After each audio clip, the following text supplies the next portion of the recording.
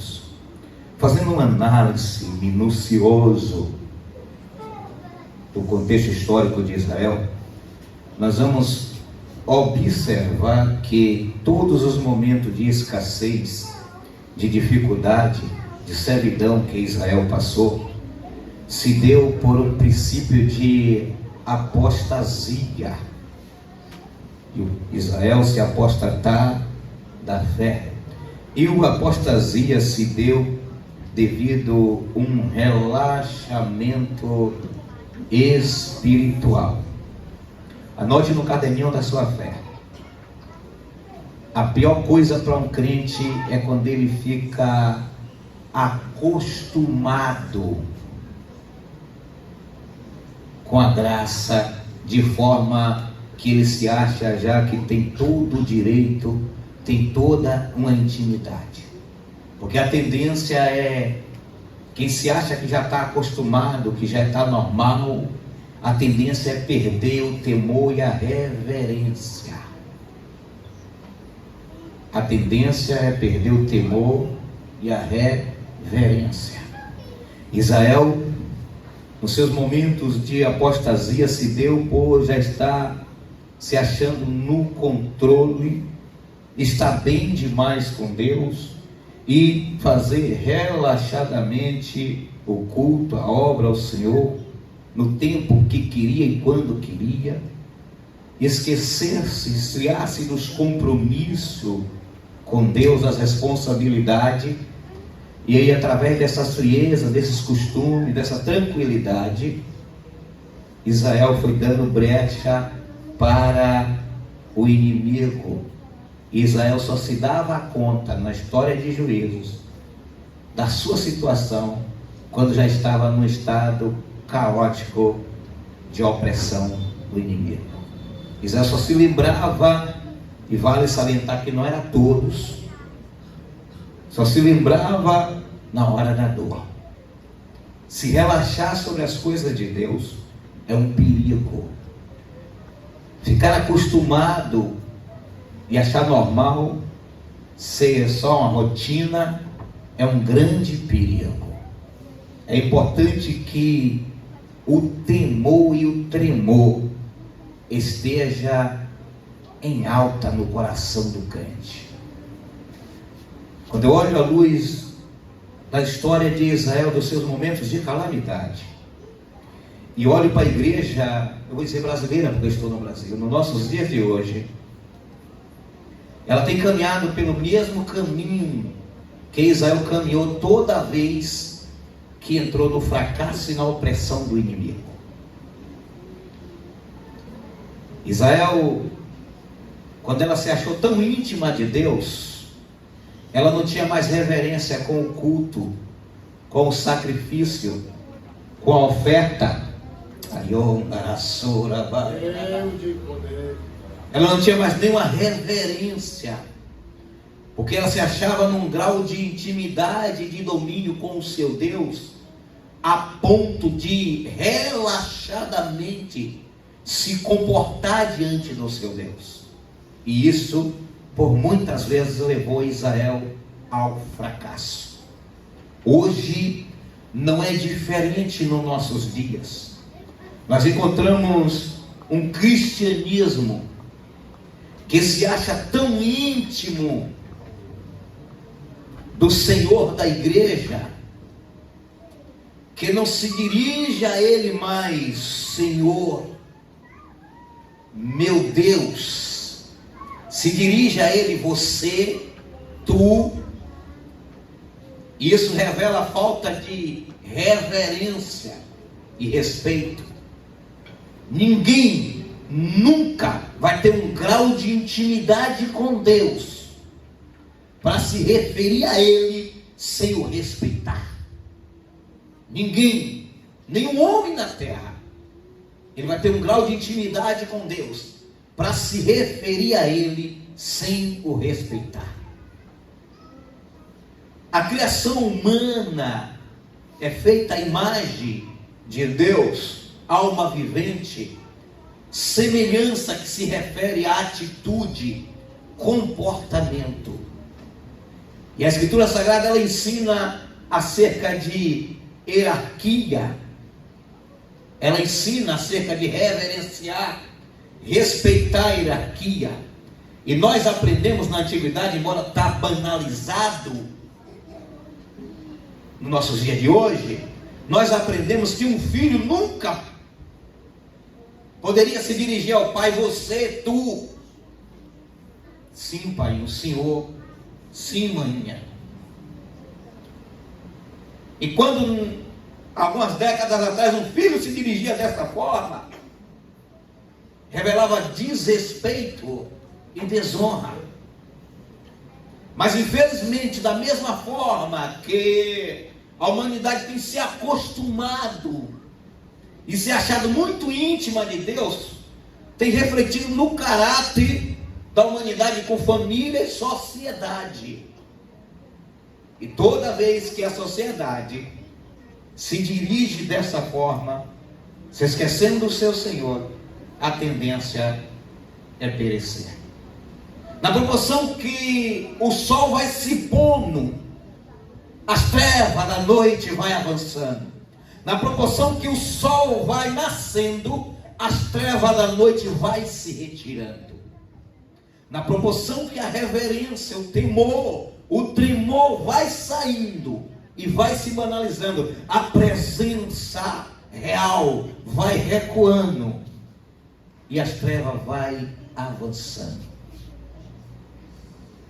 A Bíblia diz que nós, a igreja do Senhor, somos o sal da terra. E uma das funções do sal é conservar. A Bíblia fala do mar morto, mar salgado, que agora nos estudos já estão encontrando até peixe nele, que não tinha condição de um peixe ver, porque do teor do sal, até para afundar nele, sentava, deitava e boiava. Hoje, já está sendo sustentado, mixado com outras águas, já dá até para se banhar. Já dá para entrar. Quando a igreja ela é o sal da terra, como Cristo chamou, só entra nela o que o Senhor permite. Quando ela deixa de ser sal, toda bactéria entra. A igreja tem se achado tão íntima de Deus, que não dá mais ouvido à sã doutrina, porque acha que tem mais intimidade com Deus do que com a doutrina de Deus, que quer obedecer a doutrina de Deus. Quantos crentes estão vivendo de forma banalizada, relacionando com o mundo que jaz no maligno, e bate no peito e se acha íntimo de Deus, e não tem mais nenhuma reverência.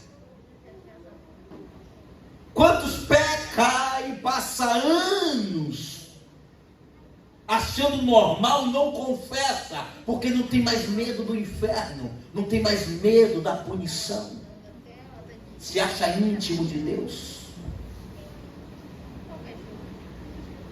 E essas coisas dá legalidade ao inimigo avançar, porque aonde a igreja é forte, o rei das trevas é fraco perante ela. Aonde a igreja é forte espiritualmente, o reino das trevas é fraco perante ela. Escuta o que eu vou dizer. Sempre existiu traumas na vida humana, mas a depressão nunca matou como está matando nos nossos dias.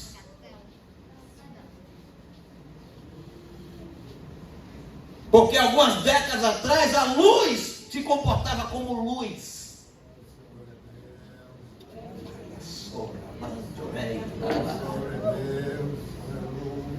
O sal se comportava como sal, sem misticismo, sem mistura, sendo diferente.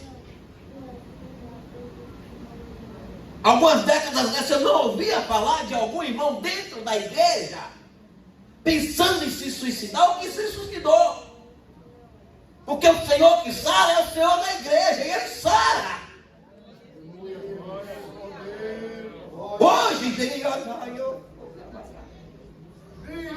nós estamos desesperados, lutando, orando, atendendo pessoas com dificuldade psicológica, porque os traumas estão inflamados no seu âmago, e o inimigo está dizendo: se mata, não tem solução para a tua vida.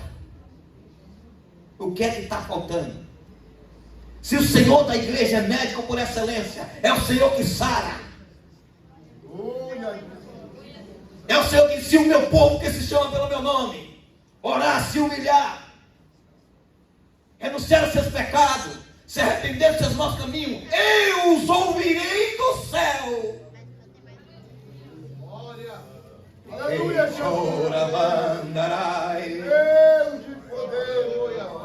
e sararei a sua terra.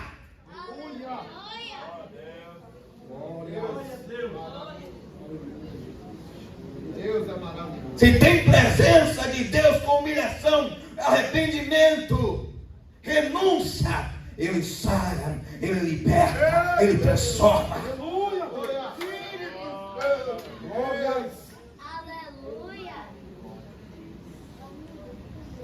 Quando a igreja se comporta como um sal da terra e luz do mundo, a Pombagira, o Exu Caveira, a Maria Padilha, o Zé Pilintra não consegue cultuar com ela sem receber fogo, gritar e sentir queimando.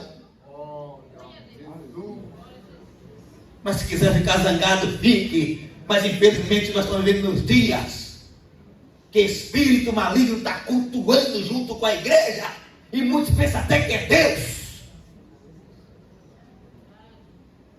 Muitos pensam até que é Deus, que é poder de Deus que está recebendo o Senhor. Mas quando na realidade está faltando vida espiritual, está faltando discernimento espiritual, está faltando compromisso com o Senhor da igreja, responsabilidade com o Senhor da igreja. Israel, todas as vezes que se achou acostumada, se tremou e tremou, mas que deixou banalizar o culto ao Senhor, o sacrifício ao Senhor, a entrega ao Senhor, deixou de qualquer jeito. Todas as vezes que Israel fez isso, o inimigo avançou contra ela, e o inimigo só bateu em retirada todas as vezes que Israel se arrependeu e consertou o altar. A restauração só acontecia todas as vezes que Israel se arrependia e colocava o altar em ordem. É dar um tiro no pé, se sentir familiarizado, já sou da casa, já estou acostumado com as coisas santas. Está escrito: guarda o teu pé quando entrares na casa do Senhor. Tenha reverência. A gente vai no juiz, chega lá e diz: Senhor, é meritíssimo, honra mais do que a Deus. Homens corruptos, falhos, nos reverenciamos. Às vezes nos vestimos melhor para entrar numa delegacia, em um tribunal, do que para andar na presença de Deus. Na presença de Deus, achamos que podemos estar de qualquer maneira, mas para ir na delegacia, não pode ir com roupa curta, não pode ir com alcinha, não pode ir de shortinho, para ir no tribunal não pode, honra mais o homem, a criatura, de que é o Criador. E que é a defesa do Criador.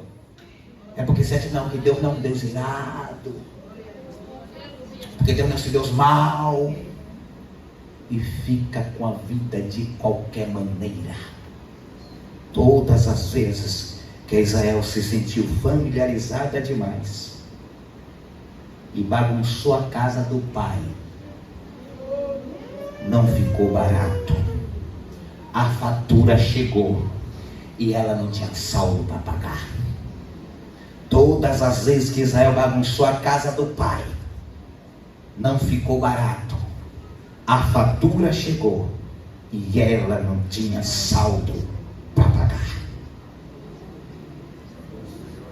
É tempo de nos conscientizarmos. É tempo de observarmos como estamos reverenciando o nosso Deus. É tempo, a casa, a obra de Deus, o que é de Deus merece honra e respeito. O que é de Deus merece honra e respeito. Não é por ganância, por vaidade, por inveja. Paulo disse: é isso que isso aconteça, mas não é normal fazer. Nós estamos vivendo numa época, numa geração que até roubar dentro da casa de Deus rouba. Aleluia. E vive a vida dizendo que é crente e que vai para o céu e perdeu o temor. Uma geração que perdeu o caráter de cidadão do céu. E muitos perderam a coragem de conscientizar para as almas não ir para o inferno. É tempo de despertar. Com Deus não se brinca. Deus não aceita brincar com o seu nome. O mundo está aí banalizando tudo. A mídia está aparecendo igreja, gente profetizando, falando em língua com a vida, uma imundícia. E deixa eu dizer uma coisa: infelizmente tem crente sendo arrastado por estas coisas, achando que é normal, que não precisa ser mais santo, porque o termo santo é ser separado, fazer a diferença. Não adianta eu ganhar uma multidão para encher esse templo e a trombeta tocar e a multidão ficar aí. Não adianta. Convém santidade à casa do Senhor. Todas as vezes que Israel fracassou, quando Israel se arrependeu e buscava ao Senhor, Deus não restaurou Israel de qualquer maneira. Deus não restaurou Israel do nada. Clamou hoje, pecou ontem, sofreu hoje a consequência, clamou amanhã e logo já está bem. Não. Tem processo, tem sacrifício, necessita-se de entrega, necessita de ser alguém que se disponibilize a cumprir o chamado do Senhor. Eu olho para Israel e observo que Israel toda pecou contra o Senhor. Israel pecou, levou consequência, mas para Deus levantar, para Deus restaurar, Deus precisava de um para defender, e para esse um ser incentivador.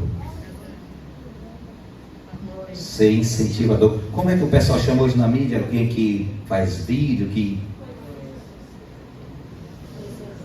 ser influenciador. Deus não precisa de influenciador para o TikTok, para outros negócios de internet aí. Deus precisa de influenciador para o céu de glória.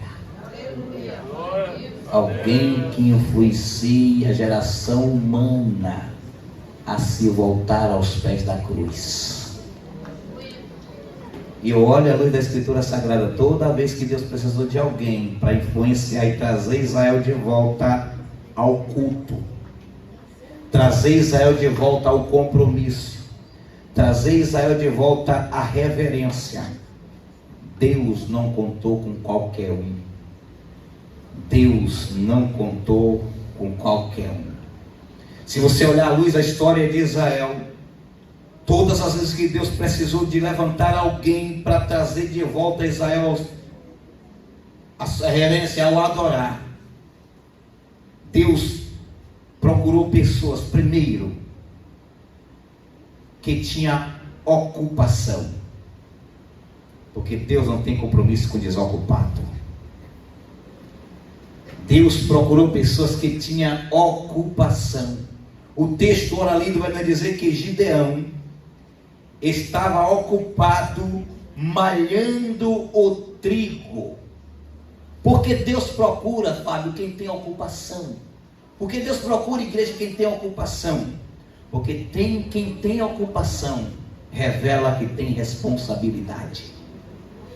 Porque Deus não tem compromisso com o irresponsável.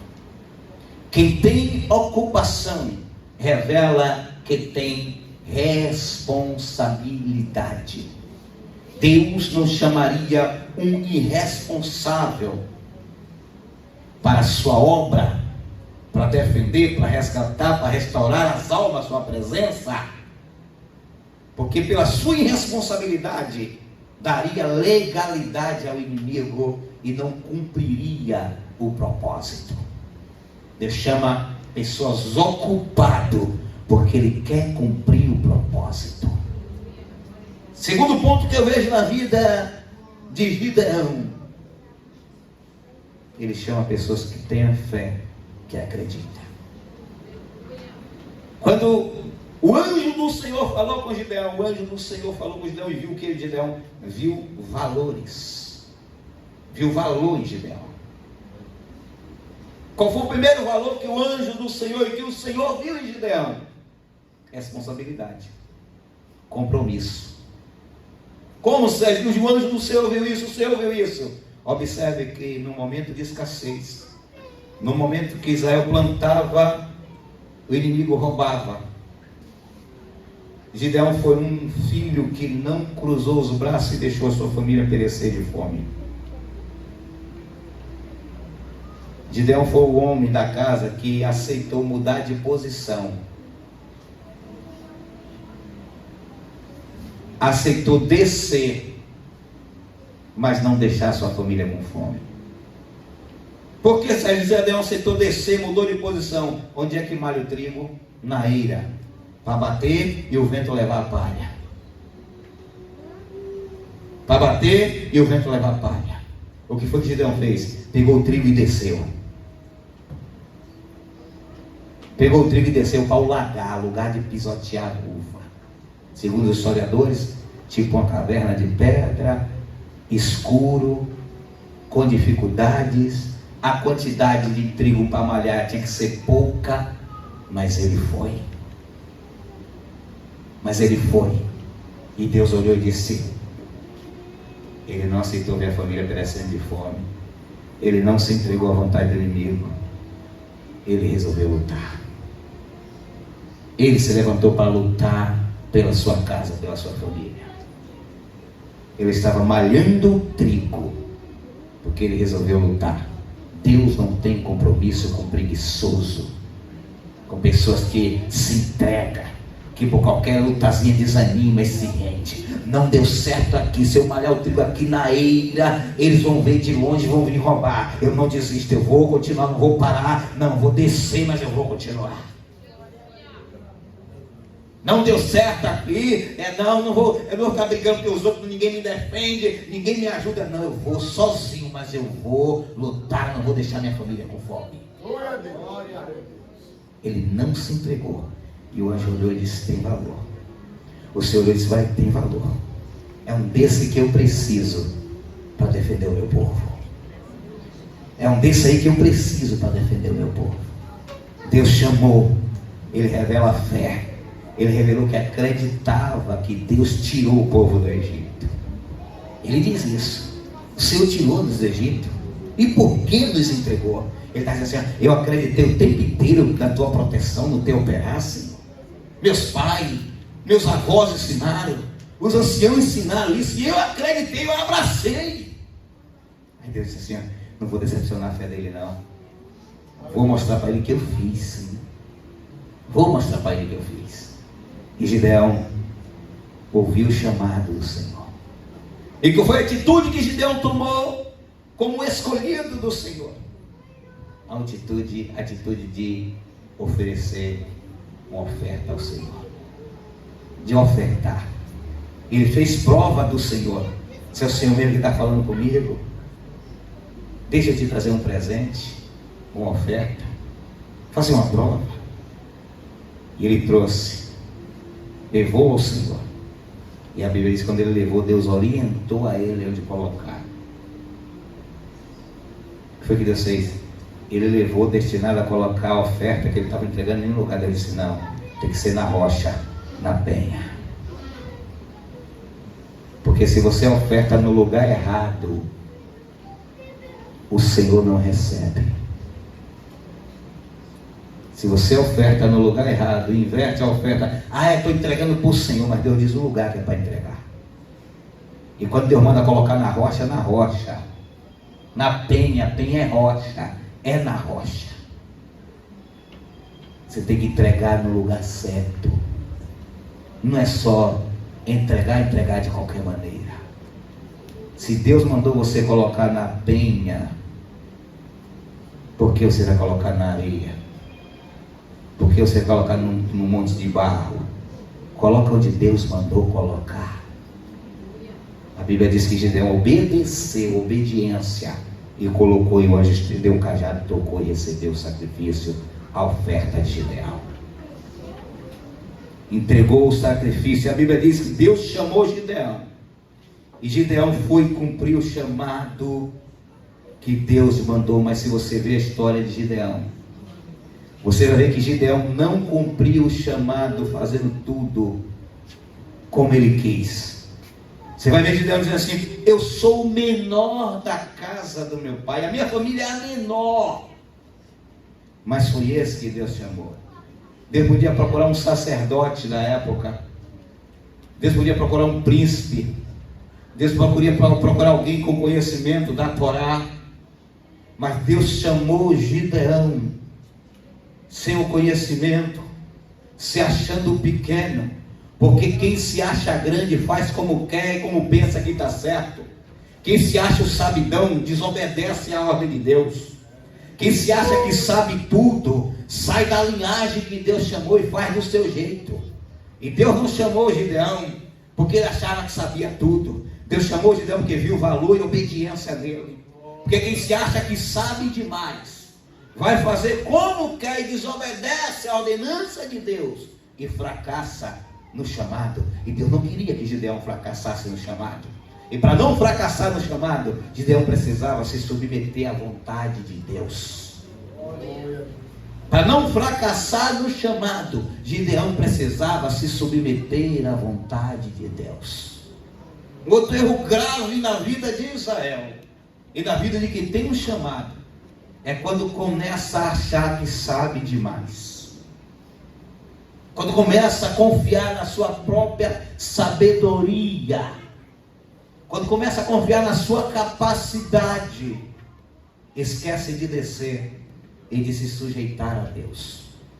Quando Salomão começou a confiar demais em sua sabedoria, ele fracassou e o reino foi rasgado. Mas enquanto ele andou submisso a Deus, ele estava bem.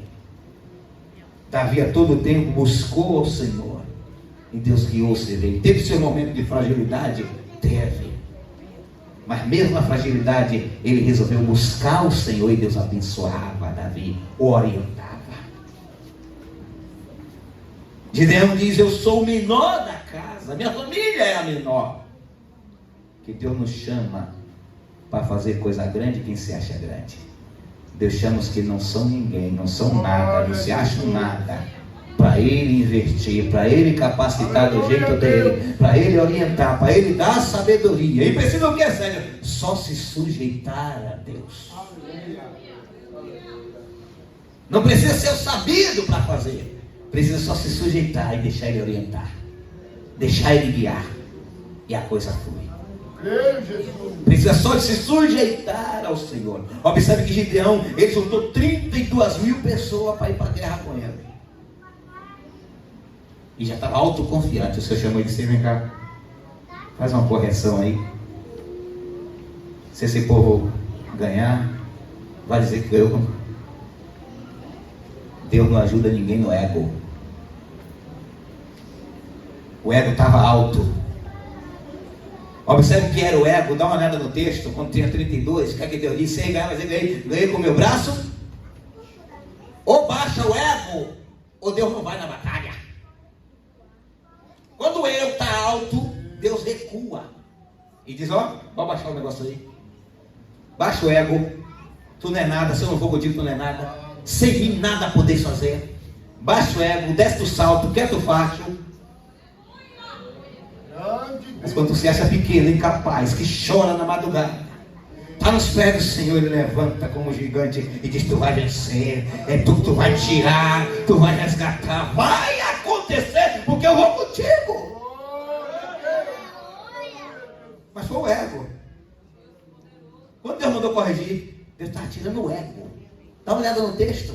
Ele disse: esse povo dizer, ganhei com o meu braço forte. Isso aqui é ego. Porque ego não faz parte da vida de quem tem chamado com Deus. Quando o ego entra, Deus recua. Ninguém é melhor que ninguém. Ninguém é um semideus. O que faz a igreja vencer é ela ser dependente do seu Deus. Ela ser dependente do seu Senhor. E Gideão disse: eu sou o menor da casa, eu não consigo. Mas ele disse: é por isso que eu te chamei. É porque tu não se acha. Tu acha que tu é incapaz. Agora eu quero usar minha força em tu para te mostrar que eu capacito. Olha o que Paulo escreveu. Dá uma olhada no que Paulo escreveu. Mas Deus chamou os que não, para confundir os que são. Os vis e desses, as fracas para aniquilar. É na tua fraqueza que Deus aniquila a força do inimigo contra a tua casa, a tua família, contra os teus, contra a tua vida. É na tua fraqueza, com sujeição ao Senhor, com reconhecimento e humildade, que Deus entra em ação e dá vitória à tua casa. É na fraqueza. Não precisa se achar capacitado, só precisa atender o chamado e obedecer. Não precisa se achar capaz, só precisa atender o chamado e se colocar em posição de obediência. De 32 mil ficou 300. 300 obedeceu a orientação do Espírito de Deus e saiu vitorioso. Fica pouquinho, fica pequeno. Se não vencer, é porque não ouviu a orientação de Deus. Pode ficar até sozinho. Se obedecer a orientação de Deus, vence qualquer exército inimigo. É canoura, mãe, bagaço. É só obedecer a orientação de Deus. E onde é que eu ouço a orientação de Deus? Nos pés do Senhor. Ah, mas eu busquei a orientação. Buscou a orientação de Deus, eu vou para os pés do Senhor dizer o que é para fazer. Eu orei, o Senhor orou como? Uma coisa é ir para a oração, passar um dia, 2 dias, 3 dias, jejuar, mas dizendo a Deus como é para fazer. Outra coisa é eu me curvar aos pés do Senhor e pedir orientação, pedir direção, como agir, como tomar a decisão. E quem pede direção a Deus como agir, não age no impulso, não age no calor do nervoso. Busca o Senhor, pede misericórdia. Pode até dizer assim: se for eu quero agir assim, mas qual a tua vontade? E Deus orienta. E é mais que vencedor. Ninguém guiado por Deus fracassa. Deus não guia ninguém que é obediente para o fracasso. E nesse negócio de vir para cá, irmão, queria fazer, mas o inimigo se levantou e não deu certo. Está dando glória ao inimigo. Para com isso. Foi desobediência, foi falta de submissão. Porque quem se sujeitar a Deus, o inimigo bate em retirada. E Tiago escreveu isso. Quem se sujeita a Deus, o inimigo bate em retirada. É só se sujeitar. Se não deu certo, está faltando alguma coisa. Deus não desampara. Deus, o homem falha contigo. O pastor pode até falhar contigo, mas o Senhor, o sumo pastor da igreja, ele nunca vai falhar com você. Olha. Por isso que é importante estabelecer a nossa confiança em Deus e não nos homens. O homem é falho, Deus é fiel eternamente. O homem fracassa, mas Deus permanece fiel. Que Deus em Cristo vos abençoe. Que o Espírito Santo fale mais forte ao coração dessa igreja. Nós estamos